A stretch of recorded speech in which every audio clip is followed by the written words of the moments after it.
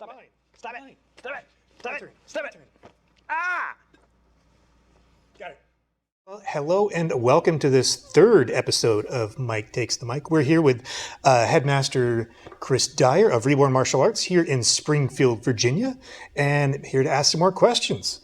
So, in our previous video, I should say, you had mentioned that kind of your favorite family of techniques is throwing. You like to hit people with the planet. I like that analogy.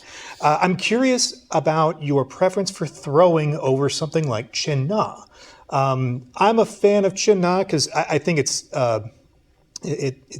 there's less impact. It's kind of easier to back away from and kind of back out of in terms of a physical confrontation if things start kind of de-escalating. So I like that a lot. So your thoughts, Chin Na versus throwing? I love this question. So we really think about martial arts in four different things. You have striking or hand techniques and foot techniques, throwing, and Chin Na techniques. Like if you break all martial arts in the world down, it's those really three things, depending on how you split up hand techniques and foot techniques, four things. So punching, kicking, throwing techniques, grappling arts, wrestling and whatnot, and Chin Na, which is joint manipulation and strangles. Some arts like judo, they put it all together into a mixed system, which I think is wonderful. But they, gravitate towards certain techniques over others.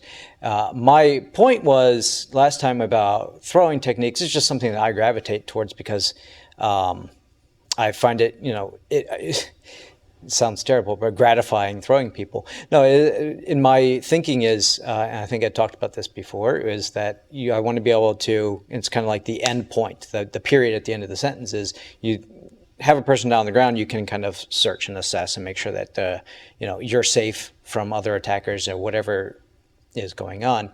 The downside of it is the person is also, unless you're standing over top of them or doing some sort of finisher, right? The person can get back up or there's still some struggle. So Chin Na's, the advantage that it has is you have control the entire time to that situation, right? There's no letting the person escape or get out of it. But in everything that we do, and I always try and teach this, is that there is a plus and minus to everything that we do. If I go for a Chin Na, and for folks that don't know what Chin Na is, it's a term that means splitting of joints or seizing and controlling techniques. So we do wrist locks and arm bars and that sort of thing. We typically do it as a standing technique, so not necessarily an arm bar on the ground where I'm rolling around with the person, getting them into a lock, but it's a standing technique typically.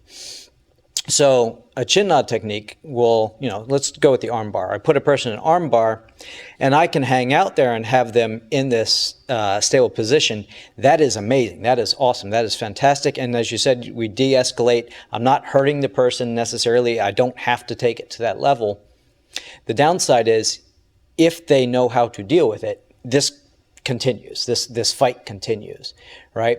Or, and again, going back to the search and assess, I'm now focused on maintaining this lock, this control. So I have to, if you're really good, you can do it without visual cues, but a lot of times you're going to be looking at this person and you're not going to be looking around. And that's kind of the downside in my mind of Chin Na.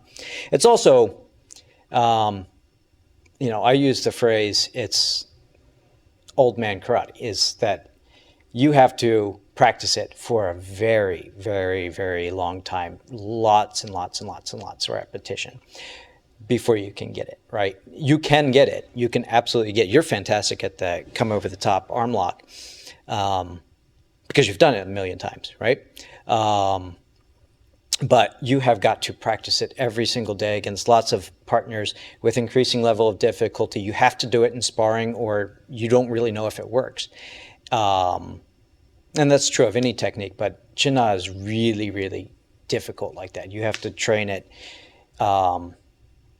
and you have to be able to do it in any given scenario, and that's really hard. The plus side is, because like you said, it's not a lot of impact, you can train it every single day repeatedly without, too much damage. You do throws, we're getting older. It takes a little while to recover. It's hard to do every single day, right?